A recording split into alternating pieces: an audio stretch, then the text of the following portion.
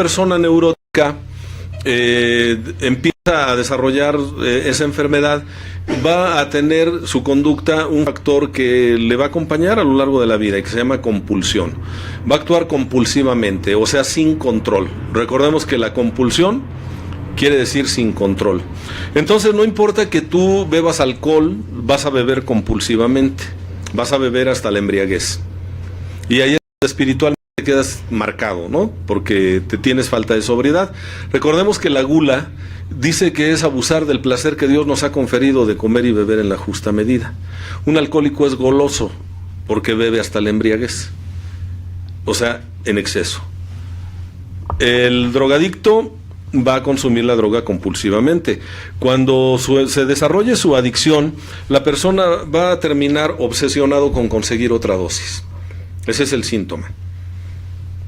Primero del uso va a pasar al abuso y del abuso va a pasar a la dependencia. Cuando llegue a la dependencia, la obsesión mental es conseguir otra dosis. Y cada que hace contacto con su objeto de adicción, se desata la compulsión y empieza a presentarse la alergia física, que son los terribles malestares que sufre un adicto, que son, en el caso del alcohólico, pues muy claros, ¿no? Lagunas mentales, la pérdida del equilibrio, actos de mal juicio, eventualmente el delirium tremens, las lagunas mentales que son abonos de locura, se le llama coloquialmente en los grupos, y las terribles resacas, el vómito, todo lo que viene aparejado cuando ya el bebedor es crónico, que es una forma en la que el cuerpo está diciendo: esto que tú me das me hace daño, ya no me des más de esto. Pero como el alcohólico padece de una obsesión, pues va a beber inclusive aún en contra de su voluntad. Y dice Bill W. que el alcohólico hace de los pretextos razones, justifica todo. ¿Y ustedes creen que el neurótico no? ¿Y ustedes creen que el drogadicto no? ¿Que el cocainómano, el narcómano? Y hay otro tipo de adicciones, porque recordemos que podemos ser adictos a cosas, o sea, a sustancias. Podemos ser adictos a personas, relaciones destructivas. Podemos ser adictos a circunstancias, servidores de grupo que cuando ya no los reeligen se resienten y se van del grupo. Se volvieron adictos al reflector y se consiguen otros 3 o 4 iguales y se van a abrir una nueva fuente de vida. Y yo me pregunto, ¿cuánta neurosis va a salir de ahí? Ahí aplica muy bien esa máxima que dice: Dios los hace y ellos se juntan.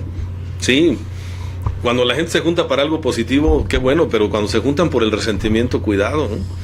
El pronóstico de veras es reservado.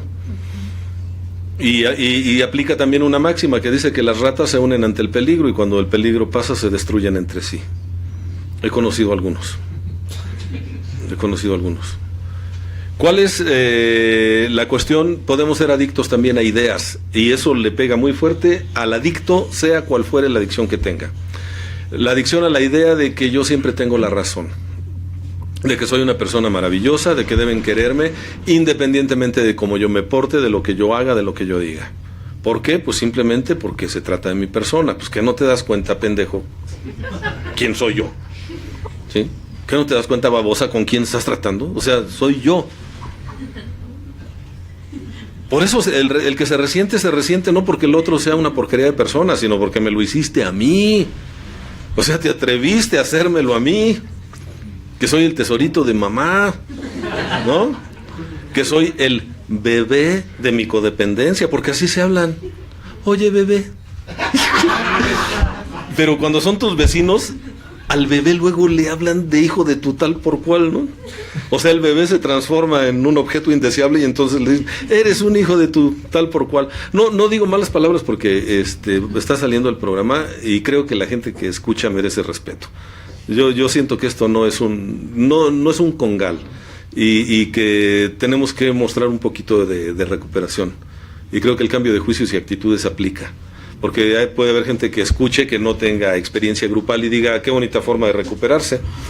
Y no porque me interese lo que digan de mí, sino porque me interesa que la gente no se desencante de una propuesta de recuperación que salva vidas. La mía, por ejemplo. Entonces, ¿cuál es la cuestión aquí?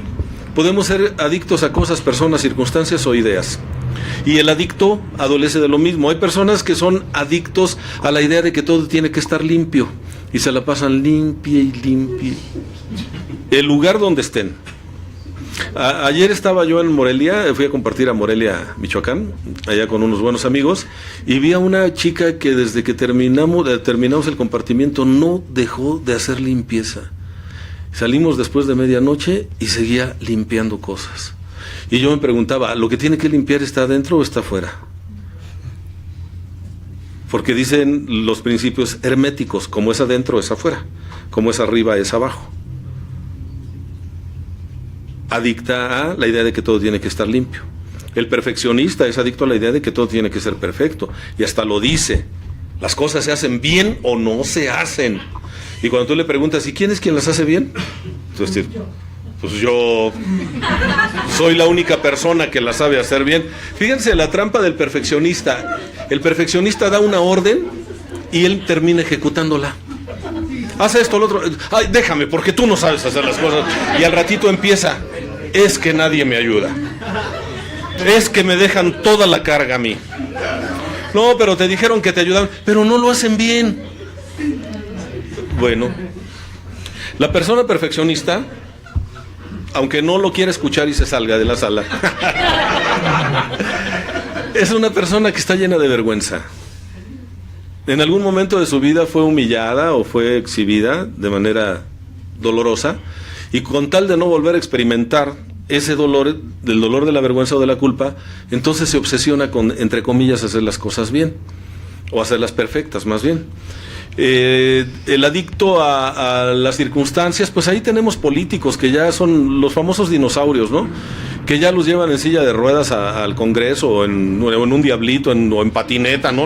Ya no pueden, pero siguen aferrados al poder. Se llama megalomanía. Es una adicción al poder. Todo aquel que tiene un poder por largo tiempo empieza a tener una deformación de la personalidad. Todo aquel que llega a tener un poco de poder personal y se confía, llega a tener un retroceso dentro del programa. Bill W. nos previene cuando nos dice que en áreas espirituales es peligroso guiarse solo. En terrenos espirituales es peligroso guiarse solo. Y algunos dicen que ya se apadrinan con Dios. Entonces, no, yo ya me apadrino con el jefe.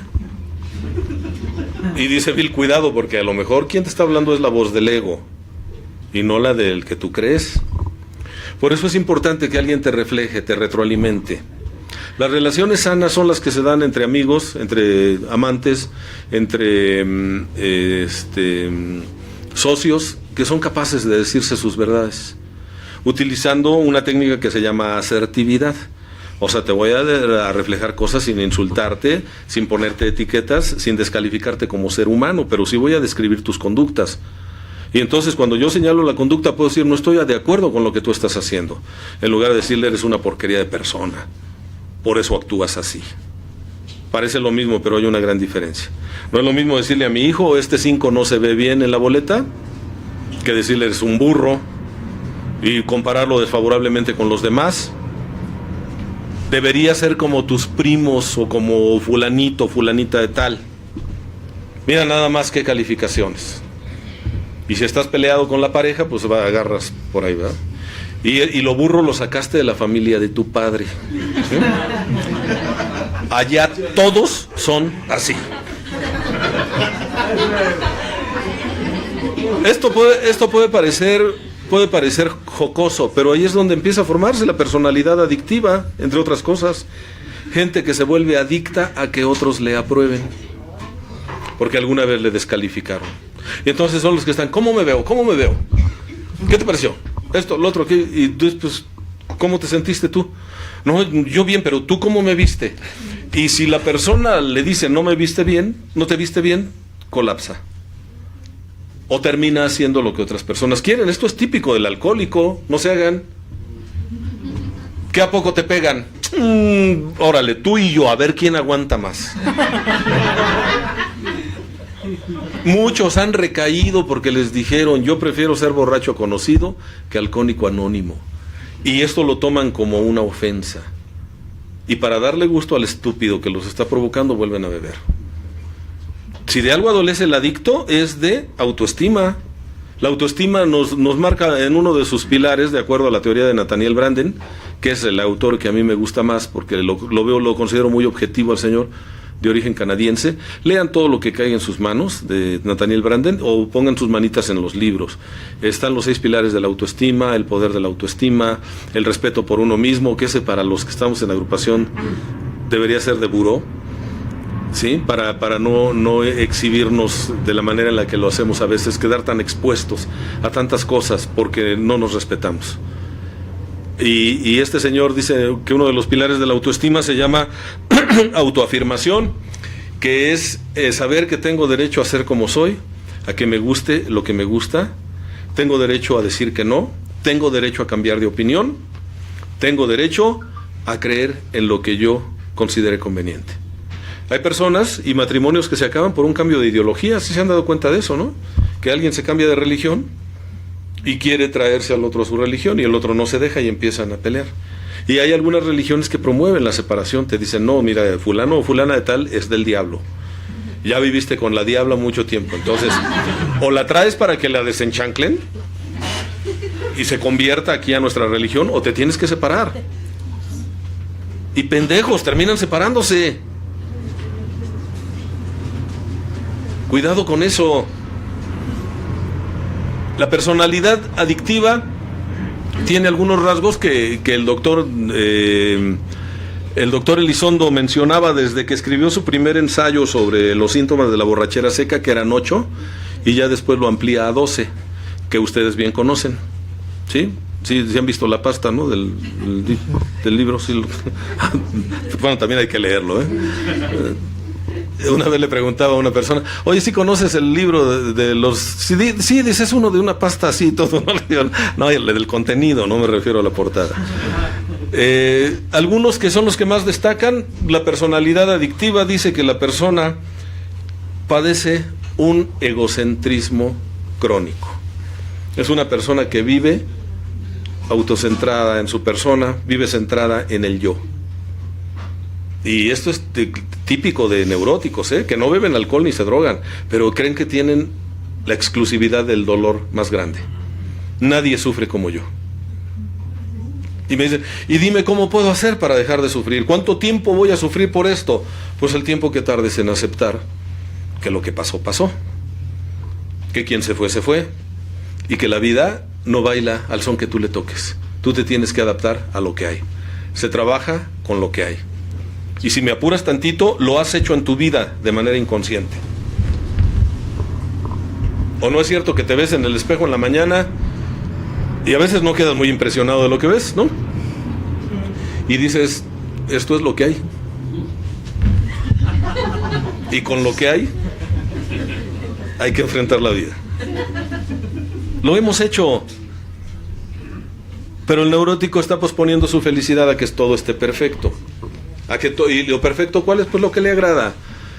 Lo que le agrada al neurótico. Egocentrismo crónico, vivo centrado en el yo. Quiero que todos me rindan pleitesía. Quiero que todos me den la razón. Quiero que todos me quieran. Y sufrimos porque queremos absolutizar algo que es muy relativo. El ser humano, como humano que es espejo de muchas personas. Y a veces le espejeas a los demás sus propios defectos, lo más puerco que ellos tienen, que no han querido aceptar o que no han podido aceptar de sí mismos. Y a veces les espejeas sus cualidades y sus virtudes. Se llama identificación proyectiva. Recuerda a una persona que te caiga bien. ¿Qué características tiene? Ahorita, recuérdalo. 5 características, piensa en 5 características que tiene una persona que te cae bien. Sus cachetes. Ahora, ¿no es cierto que esas 5 características también te definen a ti? Nos cae bien la gente que se parece a nosotros, que comparte ideología, que puntos de vista. Y también lo que nos choca, nos checa. Lo que más te molesta a veces de una persona es aquello de lo que tú adoleces. Y hay quien dice, no, a mí yo no le envidio nada a esa mujer, nada, lo que me cae bien mal es que es bien aferrada. Bueno. Qué bueno que no se parecen en nada, ¿no?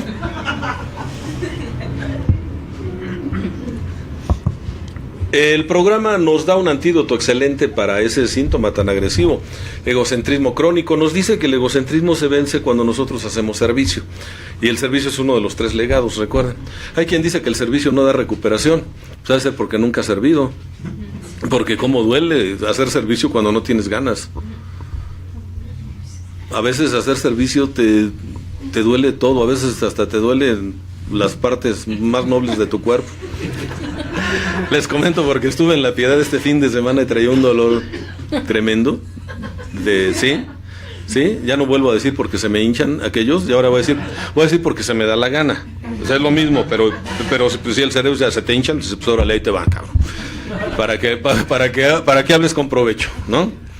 El servicio, que es vencer esa adicción que tiene el adicto, una adicción de segundo orden, que da un síntoma principal, a que todos le sirvan, a que todo te digan que sí. El servicio es salirte de ti, olvidarte de ti. Y no hay una tradición espiritual seria en la cual el líder espiritual no haya sido un ejemplo de servicio para los demás, generalmente para la humanidad.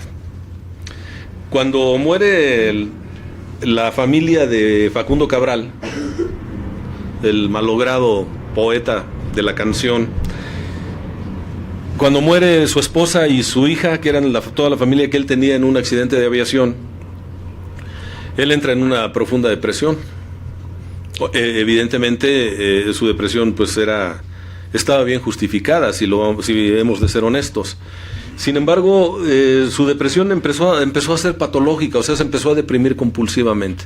Se estaba aislando ya del mundo, no quería saber nada de nada. Y de repente recibió una llamada de una persona que él narra que era de quien menos esperaba, la Madre Teresa de Calcuta, quien había escuchado su música, había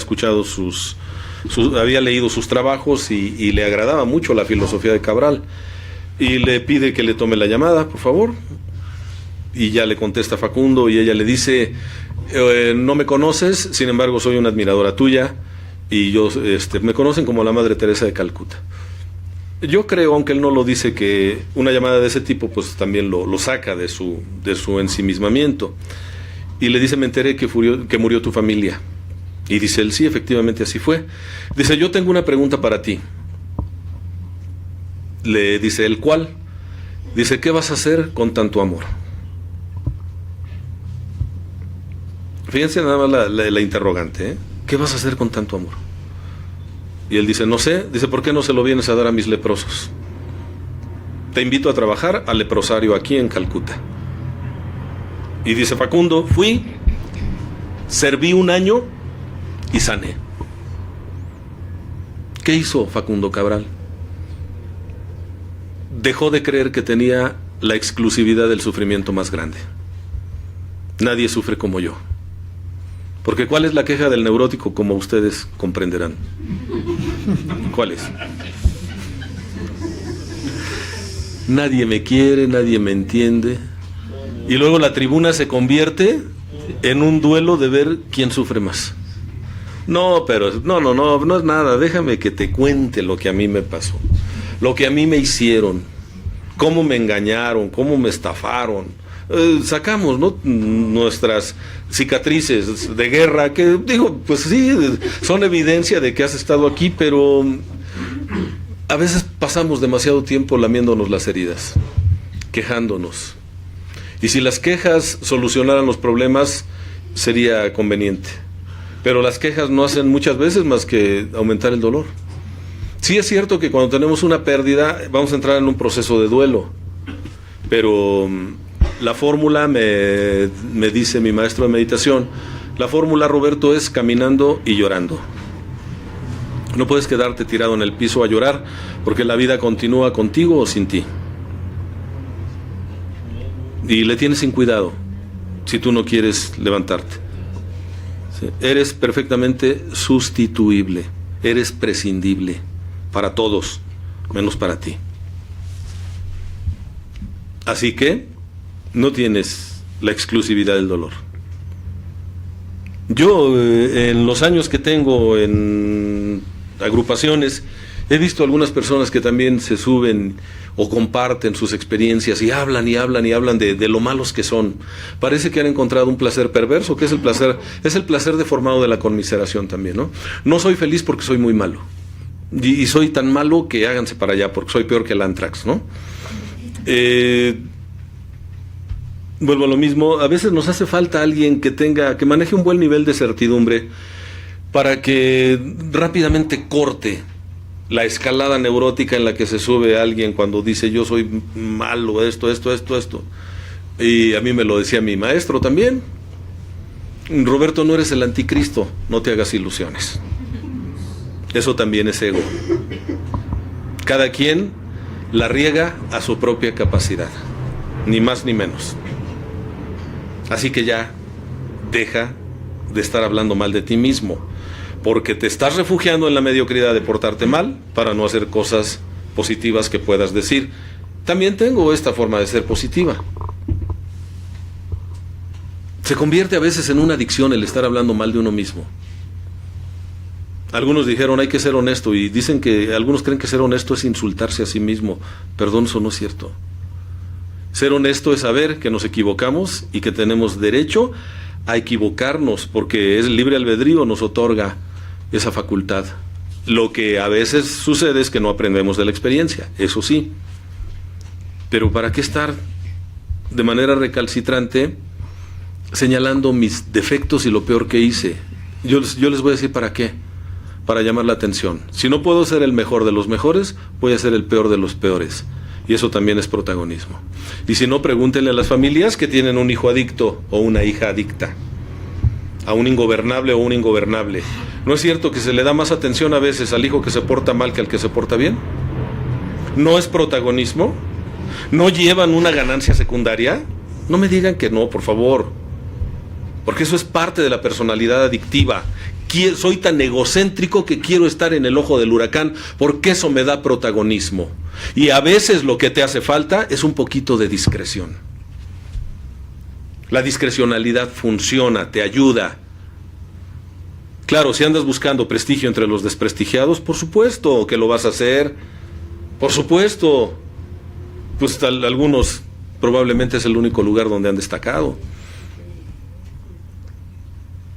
E inventan inclusive conversaciones con Dios, y por la manera en la que viven y por la frecuencia con la que se drogan y se emborrachan, lo dudo, honestamente, lo dudo.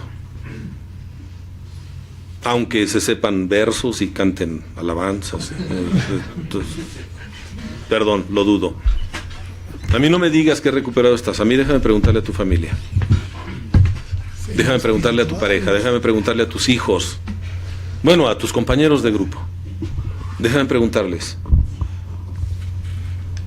El egocentrismo se manifiesta de muchas formas. Es un monstruo de 1000 cabezas. Si se manifiesta de manera espiritual, algunos van a escribir y dan el salto neurótico y ya después andan de cazafallas de todos, ¿no? ¿Y cuál es su argumento bizarro? Grosero, burdo. ¿Cómo es posible que después de una escritura todavía te enojes, todavía hagas esto, todavía hagas lo otro? ¿Quién les dijo que un trabajo de inventario es la panacea? Quienes no quieren a cuarto y quinto paso se regodean en su propia ignorancia, ¿no? Y dicen, ¿cómo es posible que nada más trabajen 2 pasos del programa? Bueno, se les justifica, no son malos, son ignorantes, son pendejos, vamos, o sea, no podemos cargarnos con ellos, ¿no? Bueno, yo porque a mí mi Señor Jesucristo me dio esa lección. Cuando Él estaba en la cruz, le otorgó el perdón a los que lo habían crucificado, aún sin que ellos se lo pidieran, ¿eh? Dijo, Padre mío, Señor, perdónalos porque no saben lo que hacen. O sea, no son malos, son pendejos. Bueno, los que hablan de cuarto y quinto paso sin haber hecho un cuarto y quinto paso caen dentro de ese rango. O sea, hablan sin tener argumentos sólidos ni un testimonio personal. Y cuando yo hablo a la ligera, pues generalmente hablo tonterías. No me preocupan tanto ellos, me preocupa, digo, y no es una preocupación que me quite el sueño, simplemente es una forma de decirlo. Me preocupa la gente que está dentro de la comunidad y que no se ha dado cuenta que las escrituras no son suficientes, que son un elemento de la recuperación. concretamente el segundo concepto básico, análisis de la personalidad y catarsis. Pero el programa consta de 5 conceptos básicos desglosados en 12 pasos para la recuperación.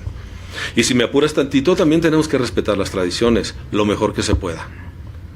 Y tenemos que respetar los conceptos para el servicio.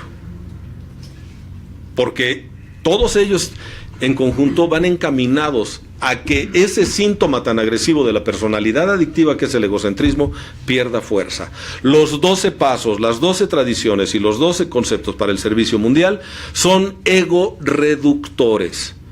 Todos nos piden ir en contra de nuestros deseos personales.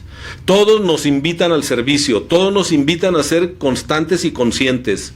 Todos nos dicen, no busques exhibicionismo, inclusive a través de tu propio sufrimiento. Tú levantarás tu fondo de sufrimiento cuando le sea de utilidad a otra persona. De algunos andamos haciendo alaraca y andamos inclusive a veces hasta excediéndonos. Esa es una cuestión muy neurótica. No quiero que me quieras, quiero que me tengas lástima. Qué poco respeto tienes por ti.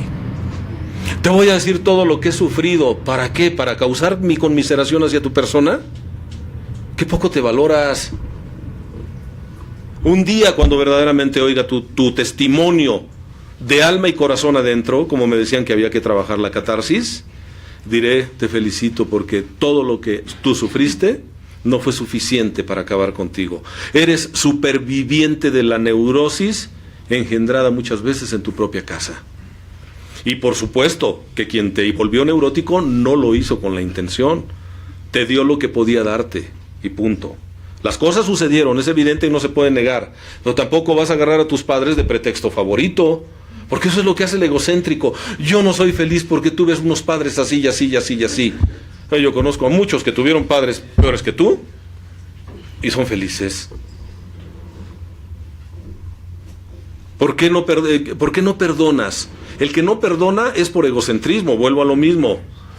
Y a veces de manera, diría yo, patética, te dicen, yo perdono pero no olvido. O sea, te está diciendo, nomás me estoy haciendo pendeja. Cuando me acuerde voy a sacar el as debajo de la manga, que tú ya sabes que lo tengo debajo de la manga, porque además ni lo tengo oculto. Porque hasta te amenazo, ¿no? Y te digo, ¿a poco crees que ya se me olvidó? ¿No? Síguele, síguele. ¿No crees que ya se me olvidó? ¿Por qué no perdonas? Por egocentrismo, porque te lo hicieron a ti. He conocido padrinos y madrinas que a sus ahijados les dicen, perdona, perdona, perdona, salva tu relación, esto, lo otro, pero cuando se los han hecho a ellos, no se aplican absolutamente nada de la palabra perdón. ¿Por qué? Muy entendible, no necesitamos ser doctos en la materia, con un poquito de experiencia grupal es evidente. ¿Por qué? Porque te lo hicieron a ti. ¿Cómo se atrevió?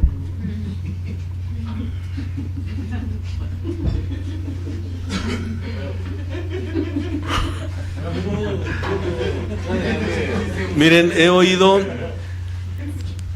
así catarsis bien intensas de gente que dice, ¿cómo fue posible que yo me equivocara así? ¡Cuánta arrogancia! Agustín, pues sí, entiendo que se equivoque, pues, tiene su grupo allá en Iztacalco, ¿no? Daniel, pues está chavo. La Rondo no está tan chavo, pero a lo mejor por eso, ¿no? Porque pues, ya... Pero yo, ¿qué es lo que está diciendo esa persona? Los demás porque son pendejos, pero ¿cómo yo? ¿Yo cómo pude equivocarme así? Y la vida te lo dice igual que los demás, porque quieren ser felices y quieren dejar de sufrir. El ser humano en busca de la felicidad, a veces de manera ignorante hace pendejada y media creyendo que así va a ser feliz. Y lo único que hace es aumentar su felicidad. Yo recuerdo que cuando empezaba en estas lides de los grupos, fui a una misa que oficiaba quien era cardenal de México, el padre Corripio Ahumada, y era para los alcohólicos de un movimiento que no eran los tradicionales, eran los 24 horas. Y entonces me entré a escuchar la misa y algo me llamó la atención. El padre decía algo que no es nuevo, pero para mí era muy nuevo, yo nunca lo había escuchado, y él fue el conducto de que yo recibiera esa cápsula de conocimiento, y no se me ha olvidado que ahorita la estoy recapitulando. Él decía, bienvenidos a todos los alcohólicos aquí. Habíamos algunos que decíamos que éramos anónimos y había muchos negados, ¿no? Que eran los metiches que estaban ahí en la misa que decían, no, yo soy bebedor social, ¿no? Sí, tuve un primo que ya murió de alcoholismo, de cirrosis hepática, y cada que me veía me decía, qué bueno que ya no tomas, te felicito. Se pasó la vida entera felicitándome, nunca se animó a hacerlo él, porque pues él era bebedor social. ¿Y para qué le rompió un mecanismo de defensa? No, si su esposa decía, no, él es un borracho que no hay problemas, no daña. No es violento. Y yo dentro de mí decía, no es violento que se quede tirado en la sala de tu casa vomitándose y que sus hijos lo vean. ¿No es violento eso? Digo, pero si la señora codependiente le apapachaba la enfermedad, por supuesto que no había una grieta por donde pasar. Pero ¿qué sucede? Dice, el alcohólico no es una mala persona, el alcohólico bebe porque quiere ser feliz y no sabe cómo. Eso cómo, a mí en lo particular, cómo me ayudó, Me reivindicó conmigo. Yo pensaba que era muy malo porque era alcohólico activo, y cuando él dijo, el alcohólico quiere ser feliz pero no sabe cómo. Hoy sé que no solo el alcohólico, todos los seres humanos queremos ser felices y dejar de sufrir. Y digo que no es nuevo porque hace 2600 años Siddhartha Gautama, el Buda histórico, ya lo decía. Queremos ser felices y queremos dejar de sufrir. Y la felicidad dentro del mundo indotibetano era llamado nirvana. Y el nirvana no es un cielo al que hay que llegar, sino es una actitud con la que hay que vivir. Dicho de otra manera, el cielo y el infierno están aquí. Ahí donde tú estás situado, ahí donde tú vives tu vida, ahí está el cielo y el infierno. Tú decides a dónde quieres estar.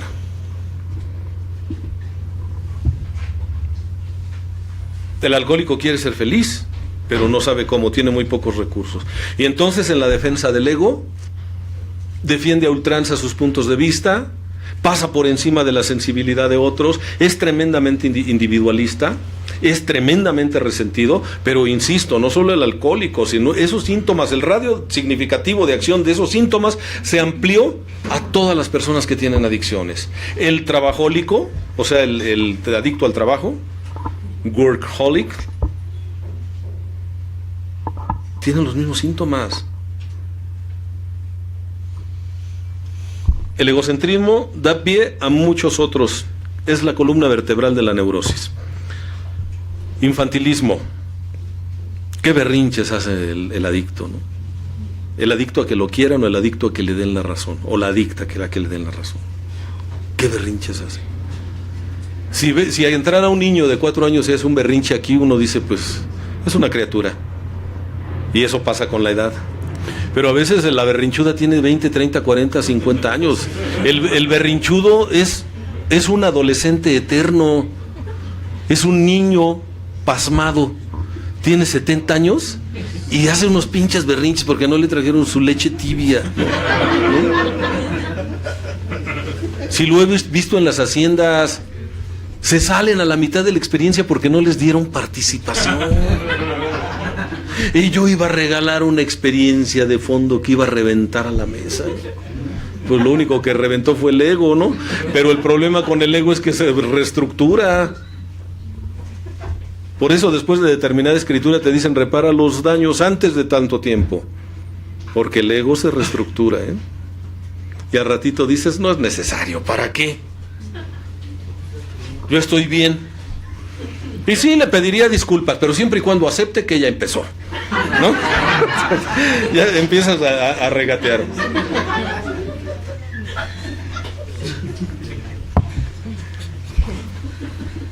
Uno de los síntomas de la personalidad adictiva, dice el doctor Elizondo, es el escorpión amargado.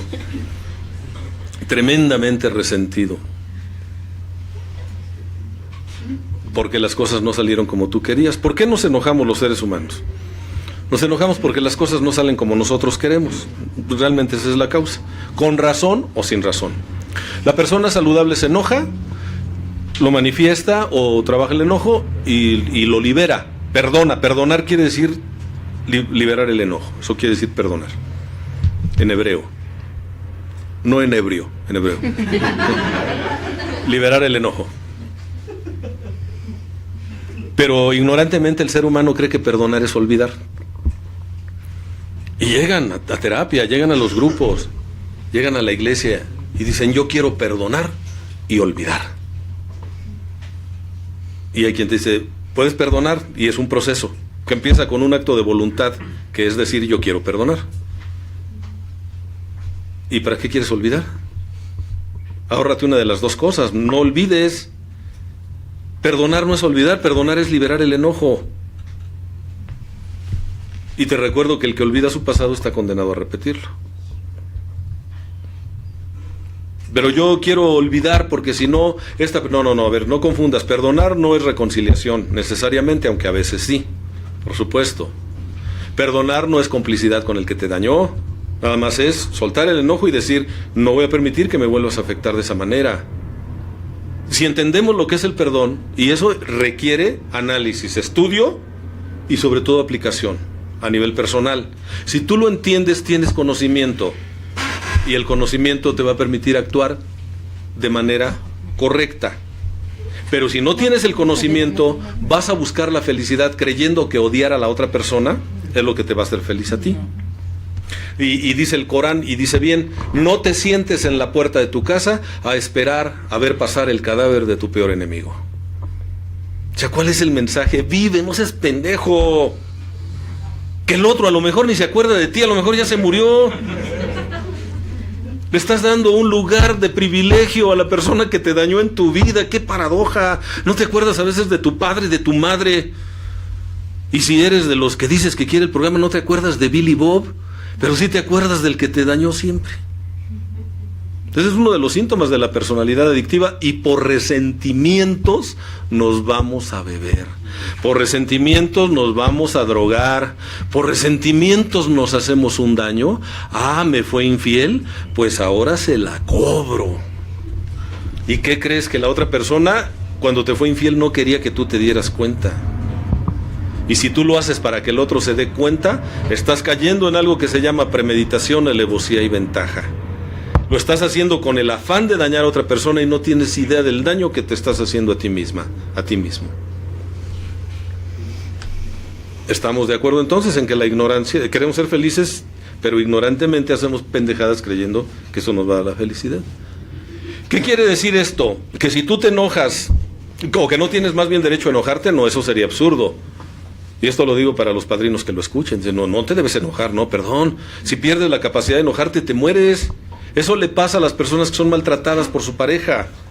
En la violencia intrafamiliar hay una figura psicológica que se llama síndrome de indefensión adquirida. Llega a ser tanta la sevicia, o sea, tanta la crueldad del agresor o de la agresora, porque también se da en los dos casos, que pierde la capacidad de defenderse, y es cuando la persona abusiva acaba con ella. No, por favor, el enojo te ayuda a cuidar de ti, y es un indicador de que algo está mal en tu relación o en tu persona. Yo un día, cuando salí de un lugar en donde estuve internado, dije, ya me cansé de esta porquería de vida. Y el enojo me hizo buscar algo. Afortunadamente llegué a AA.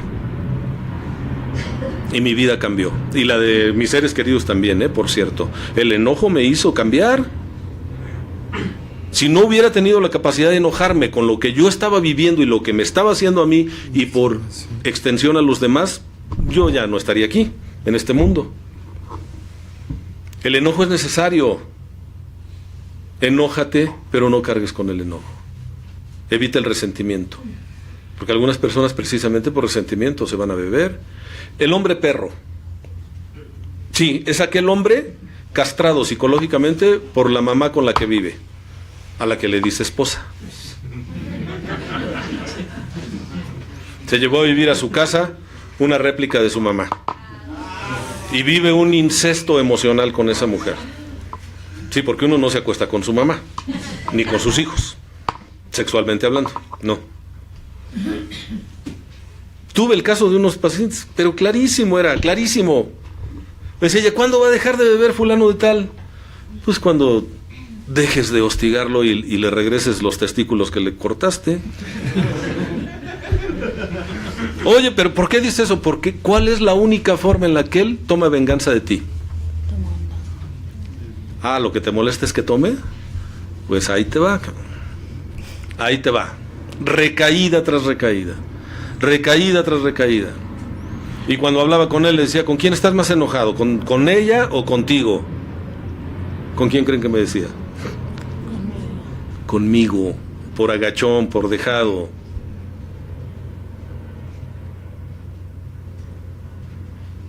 Y cuando le hablé de la figura psicológica del hombre perro, obviamente lo hice con mucho tacto. Le dije, el hombre perro es aquel que se suscribe a un sistema neurótico que una mujer que le recuerda a su propia madre le ha donado. La donataria del sistema neurótico es ella. Aquí las cosas son así, si quieres, ya lo tiene agarrado. Ya. Sí, cuando se la sueltas, cuando el otro ya está hasta adentro. Y entonces le dona un sistema neurótico al que el otro se suscribe. Le dice sí, y se convierte en un diapasón que vibra al ritmo que le toque la otra. Así como en una guitarra, que está el diapasón, tocas las cuerdas, el otro está respondiendo. Pero está muy enojado. Y dice que la ama. Y ella le da su premio de consolación. Cuando llegan las visitas dicen, yo tengo un marido modelo. No bebe, dice el otro, porque me madreas. No discute, porque me amenazas con irte de mi vida. No pelea, porque no me da sexo. El otro está con su diálogo interno. A todos le dice que sí. Y cada una de las concesiones que hace le llenan de furia consigo mismo. Llega el momento en el que no aguanta, se va a beber. Bebe por resentimiento. Y con quien está resentido es con él mismo. Sucede con muchas mujeres, guardando las proporciones, más o menos la situación es parecida. Bebemos por resentimientos. Por eso te dicen, libérate de los resentimientos. Por eso en cierto lugar te dicen resentimientos. Pinche palabra de 14 letras. Tuvieron el cuidado de contarlas. Que ha costado más vidas que las 2 primeras guerras mundiales. ¿Quién sabe de dónde sacaron esas estadísticas? Yo cuando oí eso dije, no estarán exagerando estos cabrones. Pues si tan solo en Rusia se murieron 20 millones. Pero no puede que siga viendo la locura que estamos compartiendo. Yo creo que se quedaron cortos. Sí. Me disculpo públicamente ante quien dice eso. Sí, seguramente. Por resentimientos, quien tiene una personalidad adictiva es dependiente de manera neurótica, tiene la tendencia a generar dependencias insanas. Todos en este mundo dependemos de todos. Así que por favor ya no digan eso de que yo no necesito de nadie, yo soy independiente. No es cierto. Vivimos en un universo interdependiente, donde todos dependemos de todos. Pero hay dependencias sanas y dependencias insanas. Tú puedes depender de tu pareja en muchos sentidos. Tú puedes depender de tu familia en general. Yo tengo una dependencia del programa y de las agrupaciones. Por eso me agrupo. No piensen que porque soy muy espiritual. No, yo he comprobado que el grupo sin mí sobrevive perfectamente. El grupo en el que yo milito, una vez no fui a la experiencia y uno de mis hijos me dijo, Roberto, estás muy enfermo, no seas soberbio, la experiencia va a salir, vayas o no vayas. Así que quédate a atenderte. Y ya me quedé a atenderme. Lo que había que atender era la llamada de emergencia al baño, ¿no? Sí, tenía una tremenda gastroenteritis, que cuidado. Y me quedé. Después tuve que reconocer con la idea perversa de que se les atorara el chamaco a media experiencia y me hablaran para que fuera yo a resolver el asunto. Pero el pinche teléfono nunca sonó. Hasta lo revisé el celular, dije, no estará descargado, no sonó. El domingo ya estaba yo resignándome y fui a recibir a la gente que llegaba de la experiencia y yo llegué y me dirijo a los servidores, ¿no? Pues de los servicios más significativos. ¿Qué tal? ¿Cómo les fue? Dicen, a toda madre, nos fue muy bien. Un golpe para el ego, ¿no? Y comprobé mi teoría. El grupo funciona perfectamente sin mí. Difícilmente yo funcionaría bien sin el grupo. ¿Por qué? Porque el grupo para mí es el cordón umbilical a la cordura, a la vida ordenada y algo maravilloso, a la vida espiritual. Yo conocí al que considero mi poder superior a través del Evangelio del Borracho, que es el libro azul. Y me enseñaron que el Dios de los adictos es un Dios amoroso. Si no fuera así, créanme que muchos no hubiéramos llegado. No es perfeccionista. No dice las cosas se hacen bien o no se hacen. No dice, ahí tienes un libre albedrío. Nada más te haces responsable. Después no andes de chillo. Como el que le da cáncer y dice, ¿por qué a mí? ¿Por qué a mí? Pues porque tú eres el que te fumaba 60 cigarros diarios. O sea, es lógico, no sabes hacer cuentas, pendejo. ¿No? ¿Por qué a ti? Pues ¿qué querías que le diera el vecino que no fuma y que sale a correr? Digo, le puede dar otro tipo de cáncer, pero el pulmonar te lo ganaste. Te lo ganaste. Preguntas absurdas que a veces los seres humanos hacen. ¿Cuál es el problema entonces? Aquí desde este campo de posibilidades de la dependencia, todos dependemos de todos, pero el enfermo adicto tiene la tendencia a relacionarse con personas que empaten o que embonen con su neurosis. Entonces genera una dependencia. Dice la persona golpeada por el marido, es que ya me vino a rogar, quiere que regrese con él, que me ama, que me necesita. Sí, porque nadie se deja maltratar como ella. Por supuesto, es una víctima perfectamente cooperativa para el maltrato. Pues de esas hay que cuidarlas. Fíjate, no les dan dinero, no las atienden emocional ni sexualmente, y las agarran de punching bag, ¿no? O sea, de costal. Pues ¿dónde? Claro, hay que cuidarlas. Por supuesto. Pues sí, lo vemos, ¿no? En los grupos, en las agrupaciones, que llega alguien y dice, no, este chavo tiene algo que me atrae. No es guapo, pero tiene algo que me atrae. Pues es locura, tiene locura, eso es lo que te atrae. Te resulta familiar. Te resulta familiar su locura, pues es igualito a tu papá, no físicamente, sino en su forma de conducirse. Es mitómano, o sea, miente sin necesidad. ¿Cuánto tiempo tienes sin drogarte? No, déjame hacer cuentas, más o menos. No, ya como 10 años. Si yo lo veía quemándole las patas al chamuco hace 6 meses y me dice que ya no. ¿Sí? Es como aquellos que celebran 20 y tantos años y sabes que se acaban de poner una guarapeta. Pero conocen el programa. Lo conocen, pero por fuera, ¿no? ¿Cuál es el punto? La arrogancia. Y es típico del egocéntrico. Dense cuenta que los adolescentes generalmente son egocéntricos y eso es por naturaleza. El adolescente que no es egocéntrico no es normal. Si después de los 18, 19 años sigue siendo egocéntrico, tampoco es normal. O sea, eso es temporal, ¿eh? Es temporal. Y generalmente se resisten a aceptar algunas cosas y es normal, están en un proceso de formación de su personalidad, de individuación, así se llama. Pero ¿qué sucede con la persona que ya trae problemas y en la adolescencia ya pueden ser adictos perfectamente, tener una personalidad adictiva? ¿Qué te dicen? Mamá, papá, a mí nadie me ha dado nada. Es su frase matadora. Yo me hice solo. Por favor. De veras, no inventen. ¿Quién de aquí ha cuidado un bebé aunque sea por unas horas? ¿No es cierto que son tremendamente demandantes los bebés? ¿Alguien te tuvo que cuidar para que hayas llegado el día de hoy a las condiciones en las que estás? Sí, pero ni me querían. Pues todavía es más de agradecerse.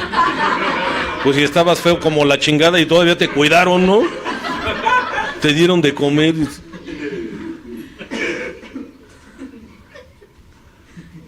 Yo siempre he pensado que no soy hijo de mi padre. Dice tu papá también, ¿no? Pero no investiguen, porque si no tu mamá se enoja y se va con el papá de los niños. Entonces mejor no investiguen. ¿Sí? Yo no necesito de nadie y por eso a un poder superior lo dejas arrumbado. O dices que crees en Dios, pero realmente no crees en Dios. O a lo mejor sí crees en Dios, pero no crees que Dios te quiera así como eres. No, es que Dios no me va a hacer el milagro, porque yo soy bien mala, yo soy bien malo. Y a mí mi papá o mi mamá o mi abuela me dijeron que si yo no era un niño bueno, Dios no me iba a querer. Dios se iba a enojar conmigo. Mi codependencia, yo sé cuál es su génesis. Yo, obviamente, todo adicto, antes de ser adicto, es codependiente. Esa es la manifestación de la neurosis más marcada de un adicto, es codependiente. Y tenía yo una abuela que me decía que Dios era codependiente también, no me lo decía así, pero decía, Dios está triste porque te portaste mal. No, entonces yo dije, Dios también es codependiente, ¿no? O sea, yo hago las pendejadas y el que se deprime es él, como en la familia de los alcohólicos, ¿no? Arreglan bonito así para la Navidad y están esperando, ¿sí? Oye, no ha llegado fulano de tal y hoy le daban el aguinaldo y quedó de traer esto y vemos cómo la familia se empieza a deprimir. Por eso odio la Navidad. No, lo que tú odias es el alcoholismo, no la Navidad. Porque hay gente que no se emborracha, hay gente que no hace desórdenes en la Navidad, no inventes. Yo desarrollé mi codependencia, ahí fíjense, desde los 4 años yo ponía triste a Dios. Y además me decía, si no te portas bien, Dios no te va a querer. Por supuesto que desarrollé una codependencia, entonces tengo que, no que portarme bien, sino hacer como que me porto bien para que me quieran. Y el mensaje es, así como eres, nadie te puede querer. No eres digno de ser amado así como eres. Y eso es una gran mentira. El instinto de seguridad básica, de acuerdo a la teoría de Erik Erikson, se forma el primer año de vida. Y se forma cuando somos amados de manera sana por un adulto, generalmente mujer, que es la persona significativa en ese primer año de vida, y que sobre todo nos regala tiempo y contacto físico. Si no hay contacto físico, el niño no se siente querido, porque el niño es muy kinestésico a esa edad. No habla, no entiende el código de palabras tampoco, escucha, pero no sabe qué es lo que dicen los demás, pero entiende la intención. A un niño tú le puedes estar diciendo hasta una mala palabra, pero si la dices con ternura y mirándolo a los ojos, el niño se ríe. ¿Sí? Porque ahí la maldad está de tu parte, no en él. Sí, él dice, esta persona es linda, me quiere. Se hizo un experimento en Estados Unidos, por ahí de los años 30, 40 del siglo pasado, se hizo un experimento donde los niños abandonados tenían una tasa de mortalidad del 60%. Los abandonaban y se los llevaban al orfelinato, les daban tratamiento médico adecuado. El doctor Tolt, así se apellidaba, dijo, hay que darles un tratamiento verdaderamente riguroso en cuanto a higiene en los alimentos, una dieta bien balanceada, para que se logren, crezcan y después los podamos dar en adopción. Pero la tasa de crecimiento no bajaba. Y entonces otro doctor dijo, aquí está sucediendo algo. Y checó que en la India los niños abandonados apenas sí comían y tenían una tasa de mortalidad de apenas el 5%. ¿Qué era lo que sucedía? ¿Por qué sobrevivían allá los niños y acá no? Y se fue a investigar. Y cuando llegó les dijeron, ¿qué le dan de comer a los niños? Pues para lo que nos alcanza. Y pasa una ancianita cargando a un bebé. Le dice, ¿y ella quién es? Dice, es una voluntaria. ¿Y qué hace ella aquí como voluntaria? Viene a darles contacto físico a los niños, viene a cargarlos. Todas las tardes viene y trabaja 4 o 5 horas sin cobrar honorarios, cargando a los pequeñitos, dándoles caricias emocionales. Y entonces él regresa a este doctor y dice, vamos a hacer un experimento. Y le dijeron, ¿cómo vas a ir en contra de la teoría del doctor Tolt? O sea, es que era así como que una herejía, ¿no? Y consigue voluntarias el señor, empiezan a darle contacto físico a los pequeños, ternura verbal, y la tasa de mortalidad bajó hasta un 4%. De un 60% a un 4%. ¿Qué sucedió? Que el ser humano depende, es tremendamente dependiente, desde que nacemos. Somos dependientes por naturaleza, no por elección. Y la responsabilidad de los padres en la formación de los hijos es llevar a ese ser totalmente dependiente a convertirlo en una persona autónoma. En alguien no independiente, pero alguien saludablemente autónomo. que sea capaz de hacerse cargo de sí mismo y que entienda que afectivamente, económicamente, lo que ustedes quieran va a depender de otras personas. Y que si me apuras tantito y tienes la suerte de tener una guía espiritual, dependerás de Dios. Porque hay cosas que solo Dios podrá darte. Y tú que estás trabajando en el programa sabes lo mismo que yo. No importa que conozcas tus defectos de carácter, no importa que tengas más escrituras que un notario público. Hay cosas que tú sola no vas a poder lograr. El séptimo paso lo dice claramente, ¿no? No está de adorno el séptimo paso. Dice, humildemente le pedimos a Dios que nos liberase de nuestros defectos. ¿De cuáles? De aquellos con los que tú no has podido o que no has querido entrarle. Porque recuerden que el sexto paso dice que estamos enamorados de nuestros peores defectos de carácter. Pero hay cosas que tú no vas a conseguir, Dios te lo va a otorgar. Y ese es un recordatorio de que no eres el alfa y omega de la existencia. De que quizás sí te convertiste en el Dios de tu propio universo, pero eres un Dios enano, eres un Dios de cuarta división. Por eso te fue como te fue. Cuando te pones en manos del verdadero, del grande, del efectivo, las cosas cambian, ¿eh? Yo respeto las creencias, la idiosincrasia de las personas, pero si no comparto algo, les doy mi punto de vista. Y hace un tiempo, una de las personas que tenía yo en la clínica me recomendaba un poder superior X. Y me decía, no, mira, si tú le pones esto y lo otro, aquello, y yo le decía, es que, mira, yo no quiero entrar en polémicas, pero yo te voy a decir algo, mi poder superior limpiaba a los leprosos, le devolvía la vista a los ciegos, liberaba a los endemoniados y revivía a los muertos. Tú me estás pidiendo que me baje de nivel. Perdón por ser tan burdo en el ejemplo, le decía yo, pero ¿cómo me haces esa propuesta? Y puedo decirte que por ley de atracción y por la afinidad que yo tengo y por lo que a mí un poder superior me ha regalado, podrías traerme otro que quizás fuera más portentoso, aunque lo dudo. Porque entonces no creería que mi Dios verdaderamente es omnipotente. Pero aún así, por la ley de afinidad que existe, al haberme rescatado de mi propia miseria, tengo un compromiso espiritual con Él y por fe me he entregado entera y libremente a mi Dios. Y esa fe yo no la tenía. Esa fe me la regalaron en los grupos. Esa fe la encontré yo en un trabajo de inventario personal, en el que fui honesto, al que fui a escribir y no a festejar mis aniversarios. Sí, porque pues ya está de moda, ¿no? Hacemos la experiencia y me festejo, ¿no? Sí, y el día que te cases también, ¿no? Vas a llevar, o que hagas tus 15 años, llevas a los chambelanes también ahí en la cadena de resentimientos, lo puedes hacer. Y cuando todos aplaudan, entras tú partiendo plaza, así, con tu mejor perfil, ¿no? Por favor, no mezclemos la gimnasia con la magnesia. La recuperación es cosa seria, no tiene que ser solemne, pero sí seria en el sentido de qué es lo que quieres para ti. ¿Qué es lo que quieres para ti? Porque ese es otro de los síntomas de la personalidad adictiva exhibicionista. Podría continuar con algunos rasgos de la personalidad adictiva, pero creo que particularmente todo gira en torno al egocentrismo. Es el más significativo. Y recuerden lo que dice Bill W. en el cuarto paso, para no excederme en el tiempo.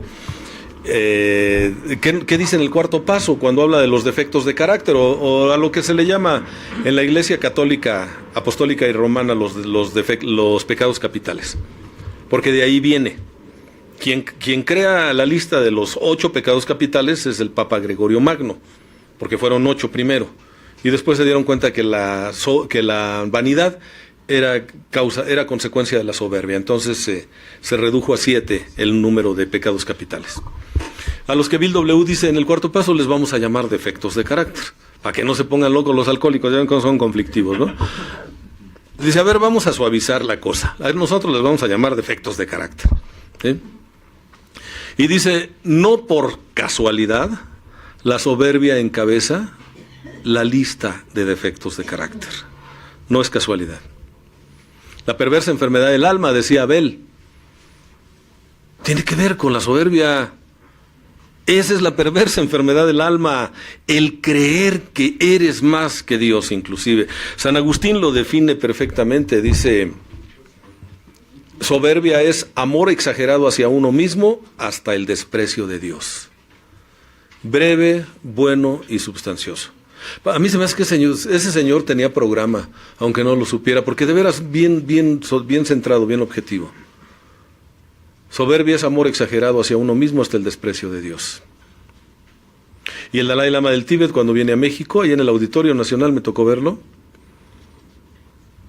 le preguntaron: ¿para usted qué es humildad? Y dice él: humildad es saber que lo puedo todo, pero que no puedo solo. También, mis respetos. La humildad es el antídoto de la soberbia. Y la soberbia es lo que genera el egocentrismo. Y no confundir, por favor, soberbia con orgullo. El orgullo es autoestima, es dignidad, es amor propio, es respeto por la persona que tú eres. Y el que tú te sientas orgulloso, yo espero que el grupo Hay una Solución se sienta orgulloso de este 12 aniversario. Porque el orgullo es la recompensa emocional legítima a la que tenemos derecho cuando hemos hecho bien las cosas. ¿Cómo no me voy a sentir orgulloso yo si cumplí mis bodas de plata con los cuartomarcianos? Hace 25 años que yo escribí, en este septiembre. ¿Cómo no me voy a sentir orgulloso? Por supuesto. Pues si yo ya me había desahuciado a mí mismo, dije: yo me voy a morir borracho, siguiendo la tradición familiar. Sí, la verdad. Son las herencias transgeneracionales. Por eso se me echó encima toda la perrada. Cuando dejé de beber, toda la familia estaba siendo infiel al sistema tradicional. Y se aventaban la vacilada de decirme: ¿tú crees que no nos da vergüenza verte salir de un grupo de alcohólicos anónimos? De veras, la desfachatez no tiene límites, en serio. Y muchos de los que se avergonzaron de que saliera yo de un grupo, tíos míos, ya se murieron. Y se murieron de alcoholismo. Y eso no me alegra. Me cansé, como dice la canción, me cansé de rogarles. Y nunca quisieron saber nada del programa. Por eso digo que no a todos nos alcanza. Somos afortunados, hemos sido tocados por la diosa Fortuna. Aquí tienes una esperanza de vida diferente, tienes una expectativa diferente, tienes la oportunidad de conocerte, de ser un descubridor de tus propios tesoros. Yo he tomado un sesgo diferente en mis participaciones. Yo ya no hablo de lo malo que es el enfermo emocional. Yo vengo a recordarte las cualidades que tú tienes, que están adormecidas por tantas neurosis que heredaste y por otras a las que te has vuelto adicto. Como es a tener la razón o a querer cambiar a los demás. Aunque tengas grupo, ya ven que dices: ¿por qué no cambias? Y la otra persona te va a decir: ¿y por qué no me aceptas? Cuesta el mismo trabajo. Pero recuerden que estamos aquí por locos, no por pendejos, ¿no? Es más fácil que cambie el otro, pues yo para qué me esfuerzo, ¿no? Ándale, si me amas, cambia. Y el amor que el otro tiene es virtual. Si no se quiere a sí mismo, pues nadie da lo que no tiene. Entonces, orgullo es autoestima. Soberbia es una conducta patológica, enfermiza, es una manía del ego. Conducta compulsiva del hedonismo, el placer por el placer, la satisfacción personal. Veo al otro como un objeto que voy a utilizar para mi placer, para mi bienestar, para mi conveniencia, para mi crédito social. Me lo trago de golpe como un apetitoso bocado, solo para masticarlo y escupirlo después, cuando ya no me sirve. Y luego me quejo de que estoy solo, de que nadie me quiere, de que me abandonaron. Y cínicamente te dicen: ¿y por qué te dejaron? Y dices: ¿no más? No, pues no más, pues como dice la canción, yo sigo siendo el mismo, ¿no? Pues tenemos que escuchar la otra versión. Tenemos que escuchar la otra versión. Yo les digo a las parejas que tengan problemas, sí puede ir cada quien a terapia por su lado, pero tomen una terapia de pareja. Porque cuando alguien llega a mi terapia, yo sé que me van a decir su versión. El otro va a dar su versión, pero nadie va a decir la verdad verdadera. Esa la van a decir cuando estén de frente y a ver si tienen la desfachatez de negar lo que haces. Y algunos lo niegan. ¿Yo? Sí, tú. Pues no me acuerdo. No, pues, cuidado. Soberbia. Son como erizos de mar, tienen picos por todos lados. Están a la defensiva. Personas terminan viviendo una dolorosa soledad. Recuerdo hace algunos años trabajaba para un grupo empresarial en el área de desarrollo humano y estábamos en el mes de noviembre precisamente planeando ya, presentando el proyecto para el año siguiente. Las empresas serias así trabajan, ¿eh? Dicen, ahí luego vemos. ¿No? Tú échale ganas. No, vamos a hacer lo que se pueda. No, las empresas serias dicen, vamos a hacer lo que planeamos, no lo que se pueda. Y las parejas serias también, ¿eh? Sí, vamos a hacer lo que planeamos. Vamos a echarle ganas, mi amor. No, mejor vamos a ponerlo por escrito y vamos a hacer lo que tenemos que hacer, ¿no? Yo les comento eso, ¿eh? Sobre todo a las chicas incautas. La vida, compañeros, compañeras, la vida no te da lo que te mereces, la vida te da lo que negocias. No tenemos lo que nos merecemos, tenemos lo que negociamos. Aprendan a negociar bien. Y la primera persona con quien tienen que negociar bien es con ustedes. ¿De veras quiero que no se me haga pesada la carga de mi proceso de recuperación? Sí. No tienes que ser santa, no tienes que ser santo. Simplemente sé honesta, sé honesto, lo mejor que puedas y haz las cosas con conocimiento de causa, aprovechando, como dice el Libro Azul, el sencillo juego de herramientas que te han dado tus hermanos mayores. Porque sí hay una solución, pero necesitas aplicarte. Y por favor no inventes recuperación. No hay nada más patético que un recaído hablando de recuperación, sin aceptar que ha recaído. Porque no es un crimen, no es un delito. Lo que sí es muy dañino para la persona es querer engañar. Me decía mi maestro de meditación, cuidado con lo que haces, Roberto, porque puedes engañar a una persona mucho tiempo. Puedes engañar a muchos mucho tiempo. Lo que no puedes es engañar a todos todo el tiempo. Y alguien que anda haciendo, maltratando, por así decir, la palabra sobriedad, perdón, tarde o temprano te van a ver en un congal o en el anexo al que te lleven, porque ya no te aguanta tu propia familia. Entonces, cuidado, un poquito de congruencia. Decir soy alcohólico anónimo, decir estoy en recuperación, perdón, es algo que cuesta trabajo y que se maneja con dignidad. No es algo que puedas abaratar, no es algo que está de moda, aunque algunos crean que sí, no. Es algo que ha costado sangre, ha costado vidas. Y si me apuras tantito, seguramente de tu propia familia. Honra a esas personas que no tuvieron la oportunidad que tú tienes de conocer un programa de recuperación, que no tienen un modelo de trabajo como el 4-5 que te permite tener acceso a algo que antes en un grupo tradicional te costaba años, aunque nos odien algunos tradicionalistas. Y no les estoy tirando tierra ni le doy patadas al pesebre, pero cuarto y quinto paso tiene algo. No es casualidad que los grupos estén llenos, a diferencia de otras propuestas de recuperación. Algo estamos haciendo bien. Y creo que Dios no le ha dado a nadie la exclusividad de la recuperación, afortunadamente. Afortunadamente. Porque no va a crear monstruitos de ese calibre, ¿verdad? A mí me dio la recuperación y la verdad absoluta, no, si así como te vuelas, ¿no? Ya con que tienes un grupo que qué bueno que lo tengas, seguramente tu trabajo te ha costado, pero andas que no te la crees. Ya te hablas de tú con el poder superior y ya ves a tus compañeros chiquitos, orejones y pendejos. Pues no, ahí está la soberbia, pero en otro sentido. La persona soberbia termina viviendo una espantosa soledad.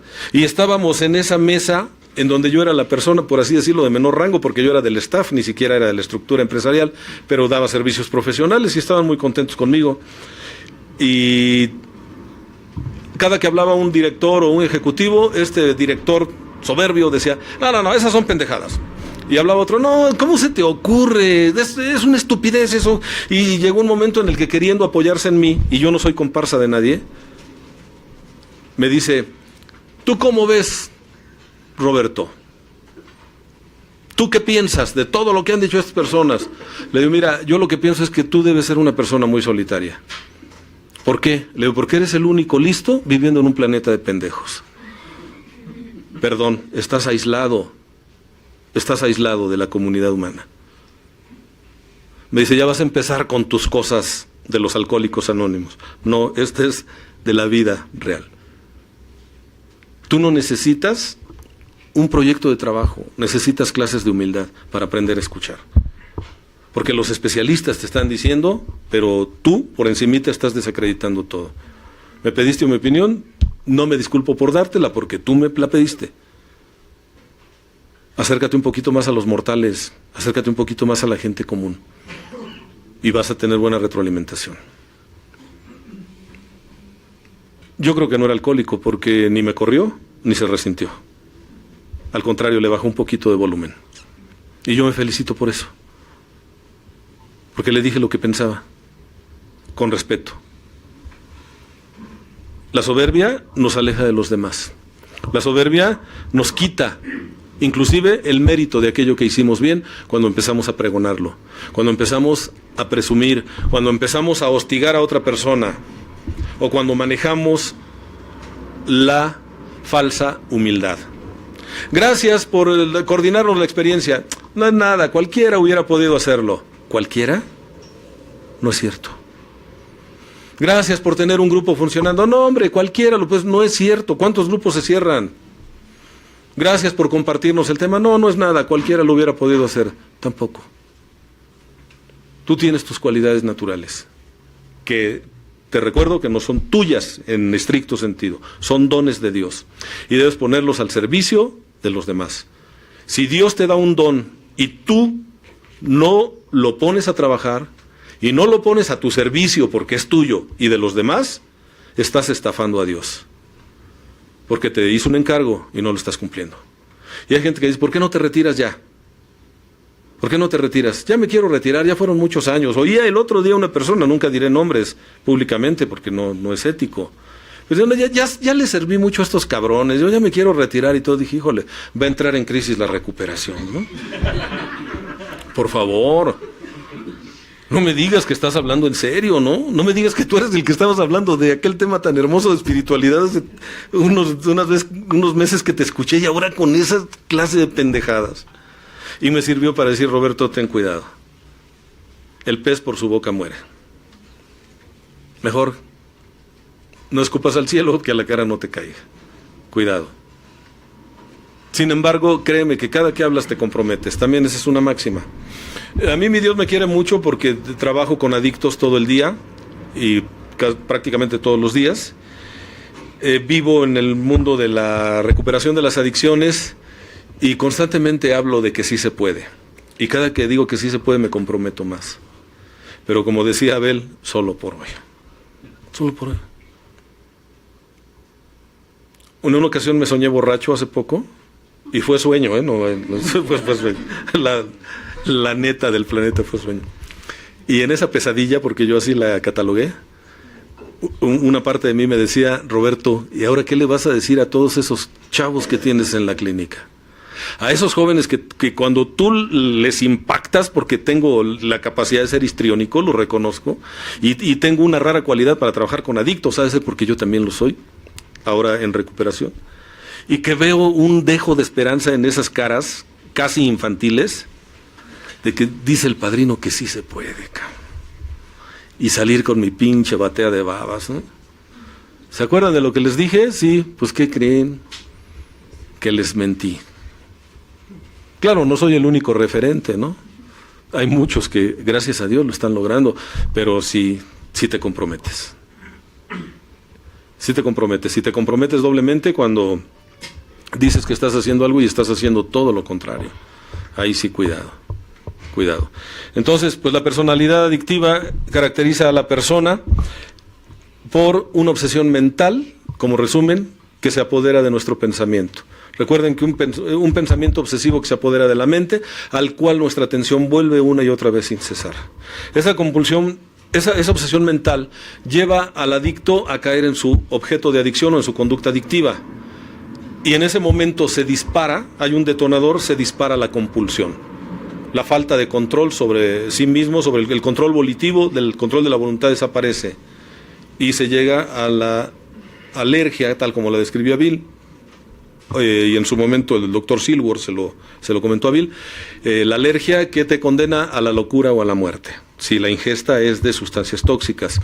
Sin embargo, quiero decirles algo que una vez, cuando yo le reproché a mi maestro, el que no me daba mucha atención, él me dijo, te puedo dar toda la atención, te doy toda la atención que puedo darte, y si eso no es suficiente, pues quizás no estás en el lugar indicado, ¿no? Y yo me sentí defraudado, Y después me alcanzó, cosa que nunca hacía él, me alcanzó y me dijo, discúlpame, fui muy duro y no quise decirte lo que te dije. Pero sí quiero que te lleves una cápsula. ¿Cuándo entenderás que la importancia personal es una enfermedad progresiva que mata?